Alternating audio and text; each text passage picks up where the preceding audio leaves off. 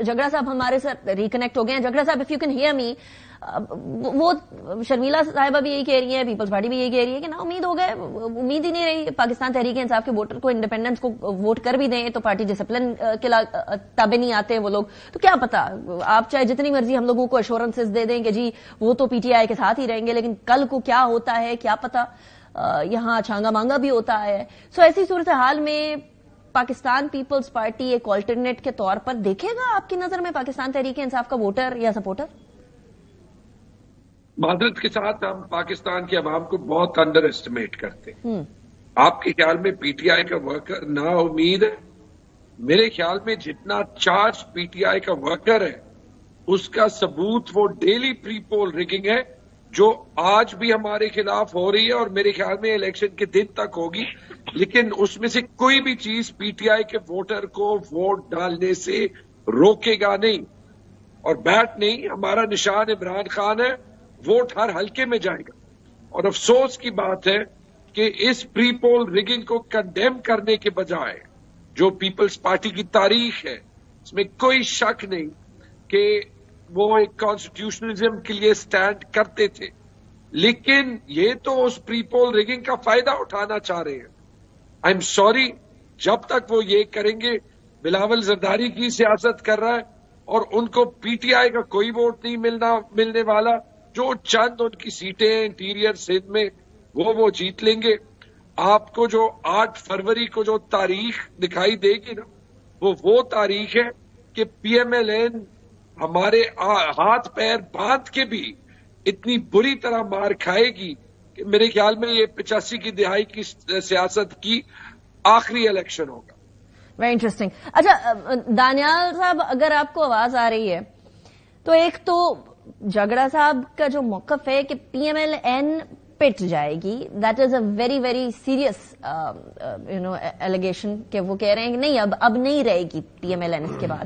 دوسری طرف بلاول بھٹو زرداری صاحب یہ سمجھ رہے ہیں کہ it's just Peoples Party versus P M L N. آپ سمجھتے ہیں کہ اس دوڑ میں ابھی بھی پی ٹی آئی موجود ہے, یا بلاول بھٹو زرداری صاحب سے باقی بہت ساری باتوں پر اختلاف ہو گئے اس بات پر لیکن اتفاق کرتے ہیں؟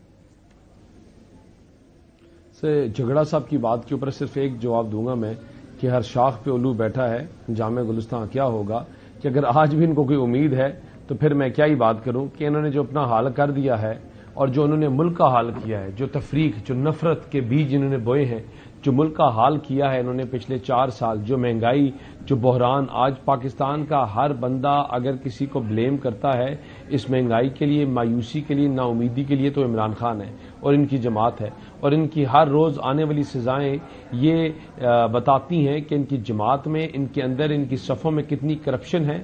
یہ نہ کہ فائنینشیل کرپٹ لوگ ہیں, یہ مورلی کرپٹ لوگ بھی ہیں جو گالی گلوچ, بری زبان, تفریق, نفرت کے بیچ بوتے رہے. جو آپ دوسری بات کر رہی ہیں پیپلز پارٹی کی, دیکھیں پیپلز پارٹی کو ود آل ڈیو ریسپیکٹ, جو پیپلز پارٹی ہے اس کے پاس بیچنے کے لیے دیکھیں 2 ریڑیاں ہیں. ایک ریڑی کے اوپر آپ نے 50 قسم کے فروٹ رکھے ہوئے ہیں اور ایک ریڑی ہے خالی, اب اس میں خالی گلے ہوئے کیلے پڑے ہوئے ہیں. تو آپ اب یہ کمپلین کریں گے ہمارا مال بک نہیں رہا اور ساتھ والی ریڑی کا بک رہا ہے.